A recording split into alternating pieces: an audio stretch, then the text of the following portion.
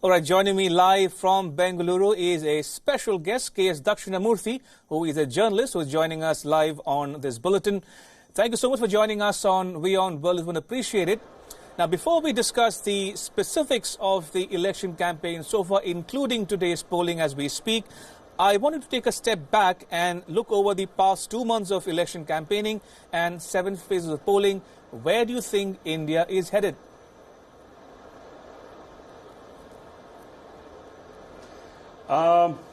This election is probably amongst the most open-ended. There is really nothing to suggest that, any one party is going to run away with all the seats.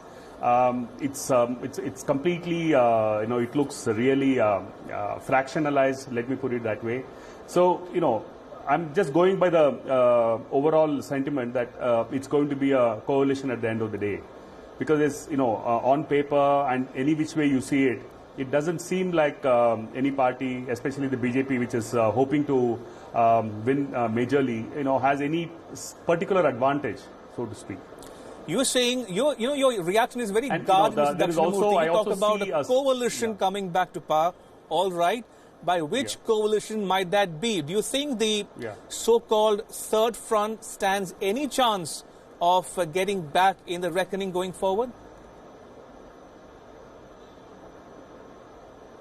Yeah, the regional parties are going to make a huge difference. For instance, the TRS in Telangana or in Andhra, either the TDP or Jagan's party, or the ADM or the DMK in Tamil Nadu. So you have these regional parties, and really this time they are going to make the difference. So what the BJP gets and what the Congress gets is important for them, of course. But who will, which way the balance will tilt will depend on how many seats either the Congress or the BJP will get. All right. Do stay on. I want us to focus on the other key battles in this phase of the polling taking place today.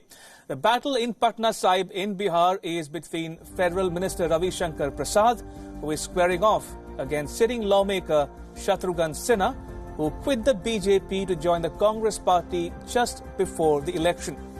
Now, in 2014, Sinha won this seat by more than 400,000 votes. Next on our list is Gurdaspur in Punjab, where actor-turned-politician Sunny Deol is taking on seasoned politician Sunil Jakar of the Congress party, who won the by-poll in 2017 after the death of sitting lawmaker Vinod Khanna. The Congress party has won 15 of 19 elections in Gurdaspur since the year 1952. All right, then we have the Diamond Harbour constituency in West Bengal. It was once a left bastion, but has voted for Trinamool since 2009. It's the constituency of Abhishek Banerjee, nephew of Chief Minister Mamata Banerjee. He is touted as the heir apparent of Trinamool. The 31-year-old is fighting to retain his ticket against Dr. Fuad Halim of the left and Nilanjan Roy of the BJP. And finally, the battle for Jadavpur in West Bengal is a significant one. It's been a Trinamool bastion for a long time now. This time, it is banking on 30-year-old Bengali film star Mimi Chakraborty for a third consecutive win. She faces Anupam Hazra of the BJP and Bikash Ranjan Bhattacharya of the Left Front.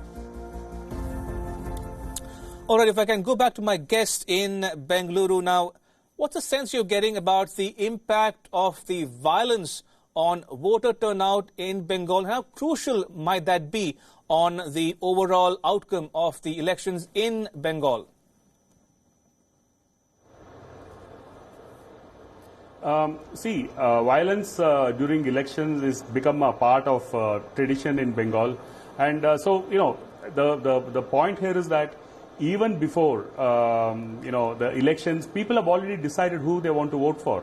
So the violence per se will not, affect the polling in any which way. Rather, I would say that issues like, say, this desecration or the breaking of the statue of Ishwar Chandra Vidyasagar, that kind of an issue can make a difference because it's still, is a very sensitive issue in Bengal.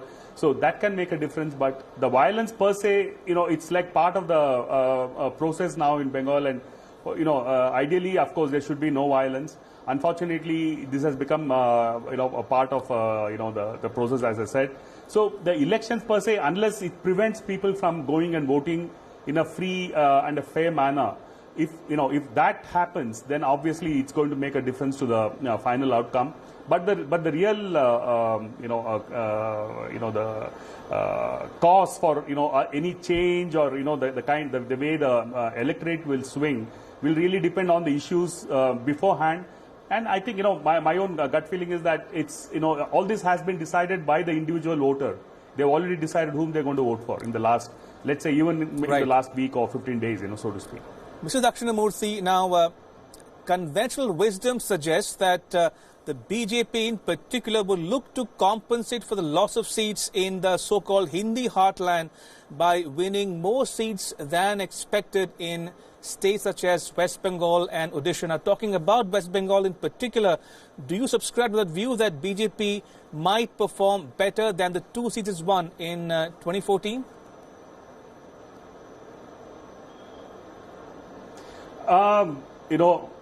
I have not been to Bengal, frankly, but from from the inputs that from my colleagues in the profession and from various reports, and you're looking at the history of Bengal's electoral trends and all that, it looks like the BJP will do better. The reason for that is that a lot of reports have come in recent days that the left front, factions of the left have actually supported the BJP in the election. So, because they've had a problem with the TMC. So, in the fight between the TMC and the left, I think the BJP is probably going to benefit, and it's going to benefit more than what they definitely did in 2014. All right.